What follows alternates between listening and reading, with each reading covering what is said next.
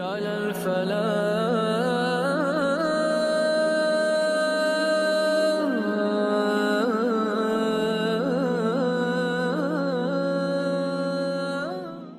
We are going into February now and coming out of January, coming out of the New Year's.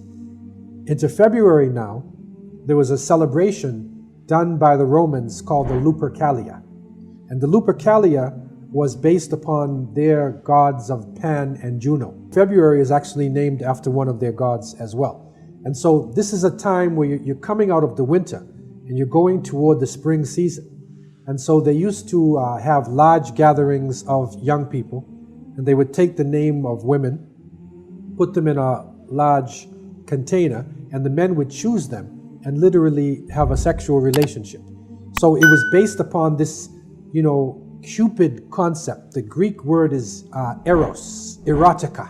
Okay, so erotica is basically sexuality that pushed the people towards loose, open sexual relationship. And so that was the main issue on this occasion.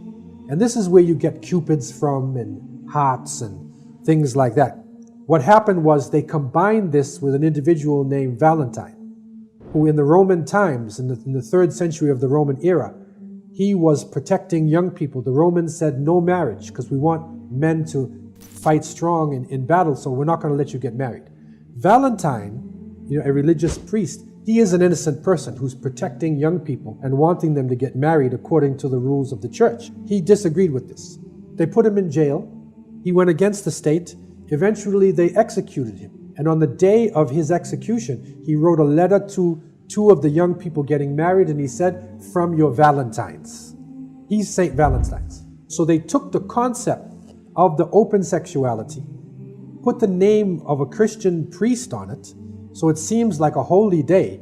It seems like it's innocent. It's like they say, a wolf in sheep's clothing, meaning that it appears to be innocent on the outside because Valentine was protecting young people.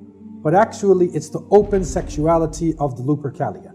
It is an occasion where more people commit fornication and adultery, where rape happens. If you look at the amount of abortions and so-called unwanted pregnancies, this is a sad case in terms of what is happening in society. And what it is leading to is a society that has no limits, that where modesty is gone and where respect for the family is gone.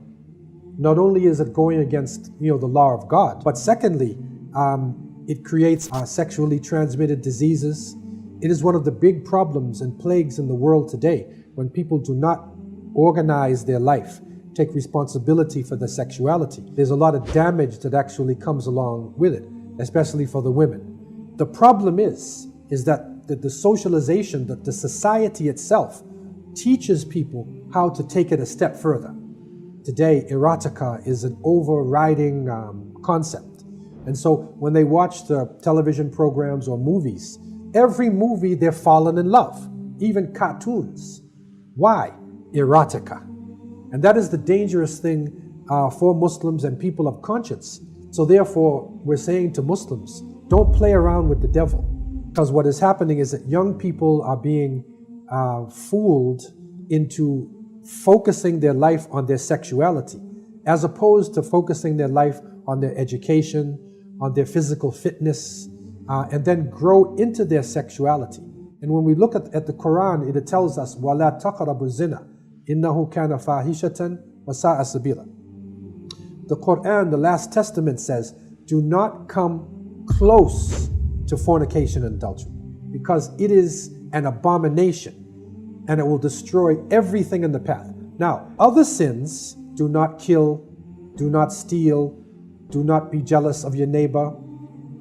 Allah says, don't do it. وَلَا تَقْتُلُوا النَّفْسَ الَّتِي حَرَّمَ اللَّهُ إِلَّا بِالْحَقِّ. Don't kill innocent people. But when it comes to adultery and fornication, Allah didn't say don't commit adultery.